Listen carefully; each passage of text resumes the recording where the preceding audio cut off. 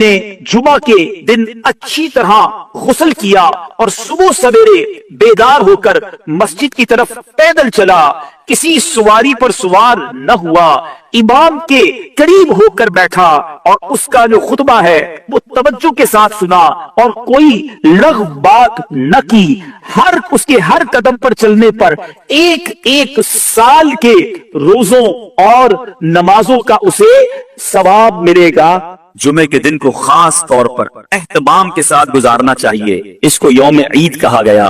ये तमाम दिनों का सरदार है।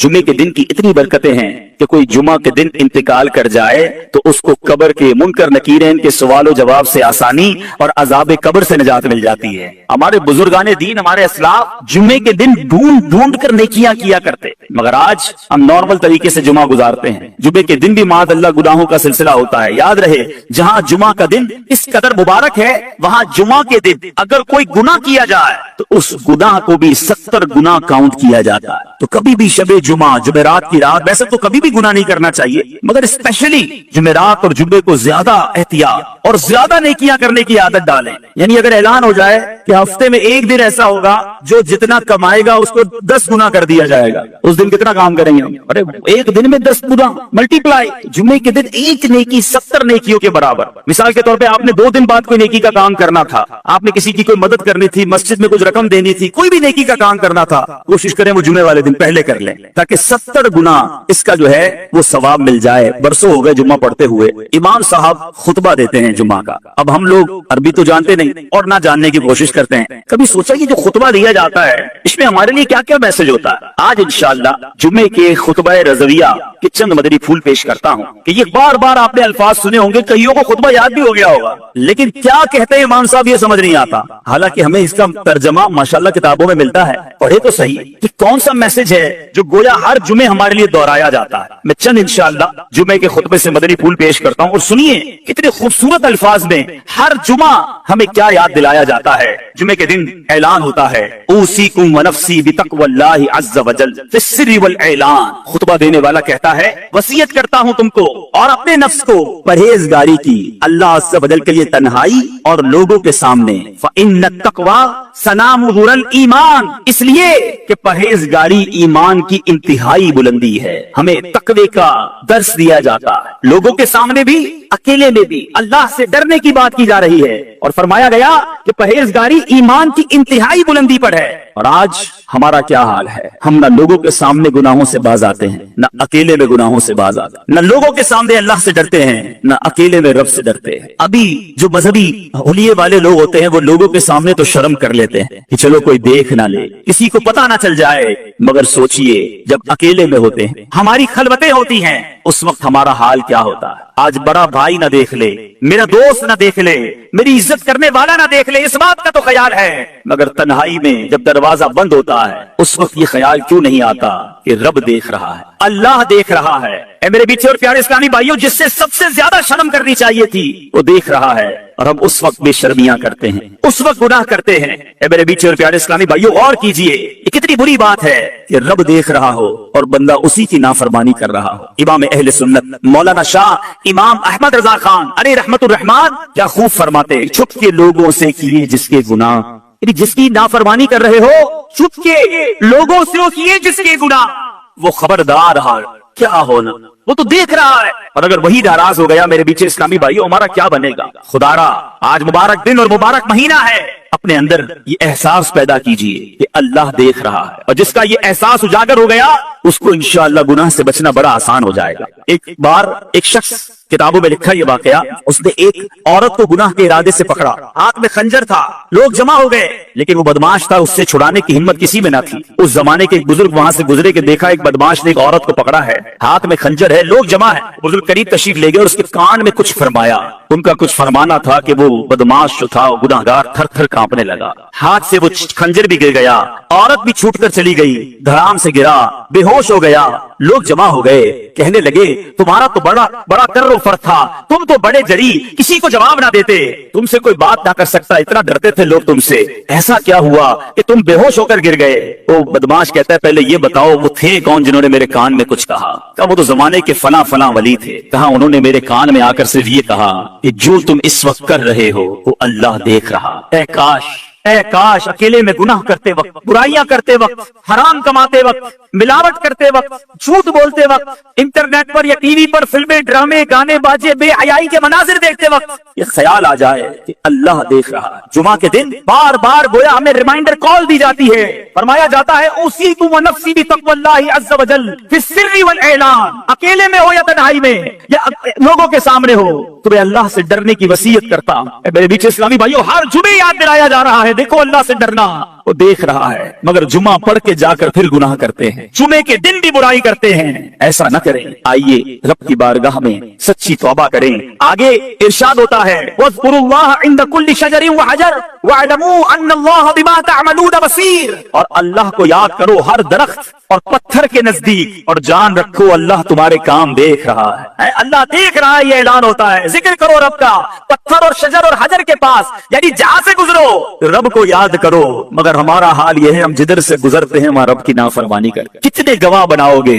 کون سی جگہ ہے جو ہمارے گناہ کی گواہ نہیں؟ ارے ہمارے بزرگ تو وہ ہوتے جدھر سے گزرتے ادھر عبادت کرتے، جس جگہ سے گزرتے مسجد دیکھتے کہتے اس میں بھی 2 رکعت نفل پڑھ لوں، مسجد میں جاتے چاہتے ہر ستون پر 2 رکعت پڑھ لوں تاکہ یہ جگہ گواہ ہو جائے۔ ایک بزرگ کے بارے میں آتا ہے ایک جگہ سے گزرے، واپس آئے، پھر گزرے، لوگوں نے کہا حضور آپ ابھی تو گزر کر گئے تھے، کہا میں اس سڑک سے گزر تو گیا مگر خیال آیا اس سڑک پہ گزرتے گزرتے اللہ کا ذکر نہ کیا تھا، میں چاہتا ہوں جس راستے سے گزروں وہ راستہ میرے ذکر اللہ کا گواہ بن جائے۔ سوچو ہمارے بزرگ تو یہ چاہتے تھے، مگر ہمارا حال ایسا ہے کہ جس راستے سے گزرتے ہیں اس راستے کو گالیوں کا گواہ بنا رہے ہیں، اس راستوں کو معاذ اللہ گاڑی میں بھی جاتے ہیں تو میوزک چلاتے ہیں، سارا راستہ وہ گواہ ہو جائے کہ میں گناہ کرتے کرتے گزرا ہوں۔ موٹر سائیکل پہ جا رہے تو کان میں ہیڈ فون لگا کے میوزک سنیں گے، ایک ایک سڑک کو گناہ کا گواہ کر رہے ہو۔ ہونا تو یہ چاہیے کہ میرا سفر بھی جاری ہو، میرا ذکر بھی جاری ہو، میرے زبان پر سرکار علیہ الصلوۃ والسلام پر درود بھی جاری ہو، جدھر سے گزروں وہ جگہ میرے ذکر اللہ کی گواہ بن جائے۔ جمعے کے خطبے میں ایک اور بات ہمیں ڈرائی جا رہی ہے، سمجھایا جاتا ہے وَأَنَّ اللَّهَ لَيْسَ بِغَافِلٍ عَمَّا تَعْمَلُونَ، اور اللہ تعالیٰ غافل نہیں ہے اس سے جو تم عمل کرتے ہو، وہ دیکھ رہا ہے، وہ غافل نہیں، ہم غافل ہوتے ہیں، وہ رب غافل نہیں ہے۔ اے میرے بیچ پیارے اسلامی بھائیوں، پھر آگے جا کر ہمیں نبی پاک علیہ الصلوۃ والسلام سے محبت کا درس کس پیارے انداز میں خطیب دیا کرتے ہیں، فرمایا جاتا ہے فَإِنَّ السُّنَنَ هِيَ الْأَنْوَارُ، اس لیے کہ سنتیں یہی انوار ہیں، وَزَيِّنُوا قُلُوبَكُمْ بِحُبِّ هَذَا النَّبِيِّ الْكَرِيمِ، اور مزین کرو اپنے دلوں کو اس نبی کریم کی محبت سے۔ اگر دلوں کو مزین کرنا ہے، دلوں کو ڈیکوریٹ کرنا ہے، سرکار دو عالم صلی اللہ تعالی علیہ وسلم کی سنتوں سے مزین کرو۔ پھر فرماتے ہیں فَإِنَّ الْحُبَّ هُوَ الْإِيمَانُ كُلُّهُ، غور سے سنیں کہ محبت وہی ایمان ہے۔ لا ایمان لمن لا محبت لہ، ایمان لمن لا محبت لہ، ایمان باللہ محبت اللہ۔ ہر جمعے کو 3 بار یہ اعلان سنتے ہو، کبھی اس کا معنی سمجھنے کی کوشش کی؟ یہ بتایا جا رہا ہے خبردار نہیں ہے اس کے لیے ایمان جس کے دل میں نبی پاک علیہ الصلوۃ والسلام کی محبت نہیں۔ ارے محبت نہیں تو ایمان ہی نہیں ہے۔ الا لا ایمان لمن لا محبت اللہ، آقا کی محبت یہ ایمان کی جان ہے، ایمان کی اصل ہے۔ اگر نبی پاک علیہ الصلوۃ والسلام سے محبت نہیں اس کا ایمان ہی مکمل نہیں ہے۔ اور یہ بات فقط اس خطبے میں نہیں بلکہ بخاری شریف کی حدیث ہے۔ میرے آقا مدینے والے مصطفیٰ صلی اللہ تعالی علیہ وسلم فرماتے ہیں لا یؤمن احدکم حتی اکون احب الیہ من والدہ وولدہ والناس اجمعین۔ میرے آقا فرما رہے ہیں تم میں سے کوئی اس وقت تک کامل مومن نہیں ہو سکتا جب تک میں اس کے نزدیک اس کے والد، اس کی اولاد، بلکہ تمام لوگوں سے زیادہ محبوب نہ ہو جاؤں۔ یہ ایمان کی اصل ہے میرے بیچ اسلامی بھائیوں۔ ہم بھی نعرہ لگاتے ہیں غلامی رسول میں موت بھی قبول ہے، نہ ہو جو عشق مصطفیٰ تو زندگی فضول ہے۔ بڑا بہترین نعرہ ہے اور یہی بات ہمیں حدیث بھی سکھا رہی ہے، زندگی فضول ہے۔ اگر واقعی نبی پاک علیہ الصلوۃ والسلام سے محبت نہیں مگر اپنے دل پر ہاتھ رکھ کر پوچھو کہ کیا واقعی محبت ہے یا خالی نعرہ ہی ہے؟ محبت ہوتی تو میں ایسا ہوتا، واقعی سچی محبت ہوتی تو میرا ایسا کردار ہوتا کہ آقا فرمائے کچھ اور میں کروں کچھ۔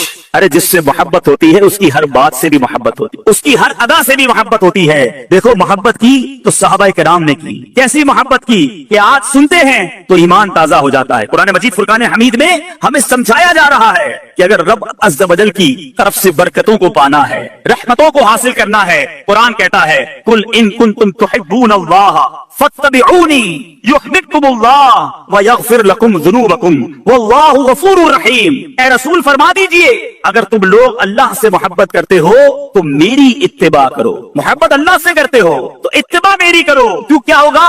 اللہ تم کو اپنا محبوب بنا لے گا، سرکار کی اتباع کریں گے اللہ محبوب بنا لے گا اور تمہارے گناہوں کو بخش دے گا، اور اللہ بہت زیادہ بخشنے والا اور رحم فرمانے والا ہے۔ اے میرے پیچھے اسلامی بھائی، یہ قرآن کا بھی حکم ہے کہ پیارے آقا علیہ الصلوۃ والسلام کی اتباع کی جائے، نبی پاک کی سنتوں پر عمل کیا جائے، مگر بدقسمتی سے آج محبت کا دعویٰ تو ہم سب کرتے ہیں مگر سنتوں سے ہم سارے زندگی سے ایسا لگتا ہے کہ دور گزار رہے ہیں۔ ہمارے اسلاف کیسے محبت کرتے، کیسے اطاعت کرتے۔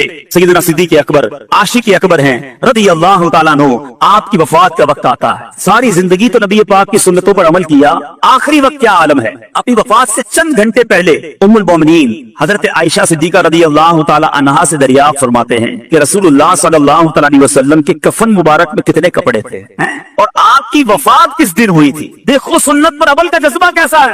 انتقال کے وقت پوچھا جا رہا ہے کہ کفن میں میرے آقا کے کتنے کپڑے تھے، وفات کس دن ہوئی؟ اس سوال کی وجہ یہ تھی کہ ساری زندگی تو نبی پاک کے طریقے پر چلا ہوں، آخری وقت کفن بھی اتنے ہی کپڑوں میں مل جائے اور کاش دن بھی وہ نصیب ہو جائے جو آقا کو نصیب ہوا۔ وہ کفن کیسا تھا معلوم کرتے تھے، ہم لباس کیسا ہے وہ نہیں پہنتے۔ سوچئے یہ کیسی محبت ہے۔ الا لا ایمان لمن لا محبت اللہ، اس کے لیے ایمان نہیں، کامل ایمان والا وہ نہیں جس کے دل میں نبی پاک علیہ الصلوۃ والسلام کی محبت نہیں۔ اے میرے بیچ پیارے اسلامی بھائیوں، محبت فقط زبانی نعروں کا نام نہیں، ہمارے کردار میں عشق رسول جھلکنا چاہیے، ہماری عادتوں میں نبی پاک علیہ الصلوۃ والسلام کا انداز جھلکنا چاہیے۔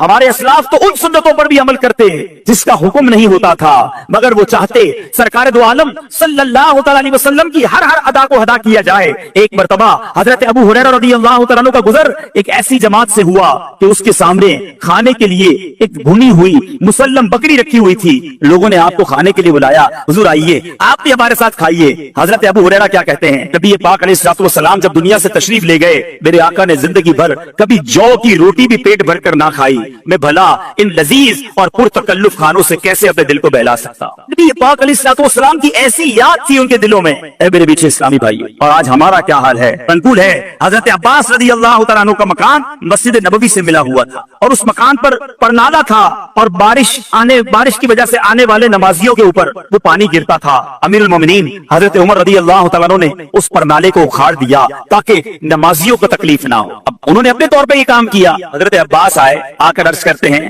خدا کی قسم اس پرنالے کو رسول پاک صلی اللہ تعالی علیہ وسلم نے میری گردن پر سوار ہو کر لگایا تھا، آقا نے اپنے ہاتھوں سے لگایا تھا، حالانکہ امیر المومنین ہیں، امیر المومنین حضرت عمر فاروق رضی اللہ تعالیٰ عنہ، جب پتہ چلا کہ یہ پرنالہ آقا نے لگایا تھا، حضرت امیر المومنین رضی اللہ تعالیٰ کہتے ہیں اے عباس مجھے معلوم نہ تھا، اب میں آپ کو حکم دیتا ہوں آپ میری گردن پر سوار ہو کر اس پرنالے کو واپس لگا دیجیے۔ سو چیز آقا نے کی، میں کیسے اس کو ختم کر دوں؟ اس قدر محبت۔ مگر آج جو کام نبی پاک علیہ الصلوۃ والسلام نے ہمیں بتائے ہم نے وہ ختم کرنا شروع کر دی۔ سرکار دو عالم صلی اللہ تعالی علیہ وسلم فرمائے نماز پڑھو میری آنکھوں کی ٹھنڈک ہے۔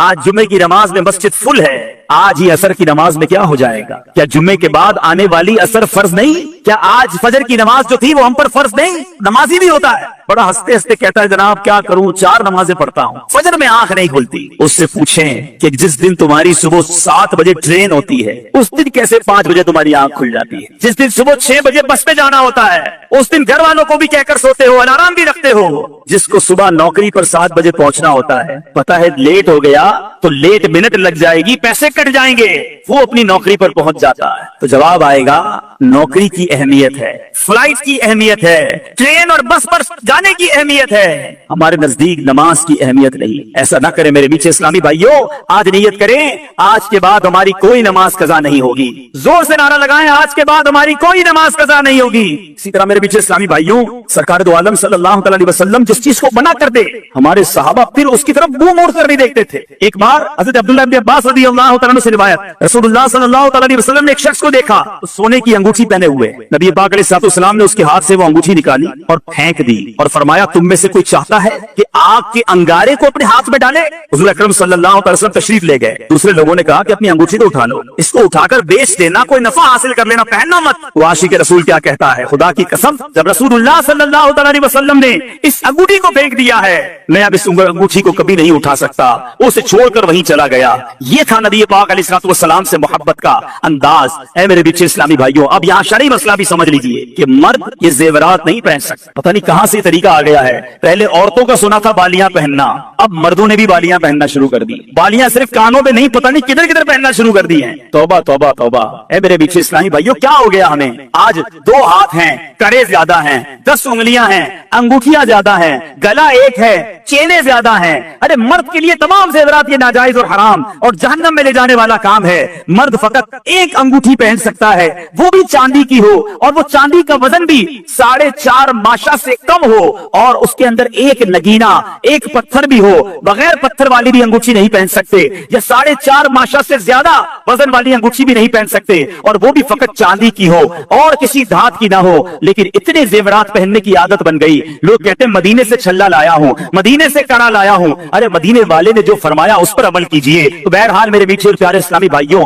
بات چل رہی ہے سنت رسول کی, محبت رسول کی. خدارا اپنے سراپے کو دیکھ لیجئے کہ کیا سرکار کا عاشق ایسا ہوتا ہے, اس کا چہرہ ایسا ہوتا ہے, اس کا لباس ایسا ہوتا ہے, اس کا کھانا پینا ایسا ہوتا ہے. ہم جمعے کے خطبے میں بار بار یہ اعلان سنتے ہیں, الا لا ایمان لمن لا محبت لا. اے میرے میٹھے اسلامی بھائیوں, جب آپ گھر جائیے گا, جو میرے مدنی چینل کے ناظرین ہیں ان سے بھی میں یہ بات عرض کروں گا, ذرا آئینے کے سامنے کھڑے ہو جائیے گا اور اپنے آپ سے ایک سوال کیجئے گا, اور وہ سوال یہ ہے کہ میں کہاں سے نبی پاک علیہ الصلوۃ والسلام کا غلام دکھتا ہوں؟ آقا کا عاشق کہلاتا تو ہوں, کہتا تو ہوں اپنے آپ کو. ذرا اوپر سے شروع کیجئے گا. بال نبی پاک کے طریقے والے ہیں یا آقا کے دشمنوں کے طریقے والے ہیں؟ پھر چہرہ سنت کے مطابق ہے یا معاذ اللہ نبی پاک علیہ الصلوۃ والسلام کے دشمنوں والا چہرہ؟ چہرے پر داڑھی ہے کہ نہیں؟ سرکار دو عالم صلی اللہ علیہ وسلم کا فرمان ہے جس کا مفہوم ہے داڑیاں بڑھاؤ, مونچھیں پست کرو, اور میرے دشمنوں جیسا چہرہ نہ بناؤ. یہ کیسا عاشق ہے؟ سرکار کا عاشق بھی کیا داڑھی بڑھاتا ہے؟ کیوں عشق کا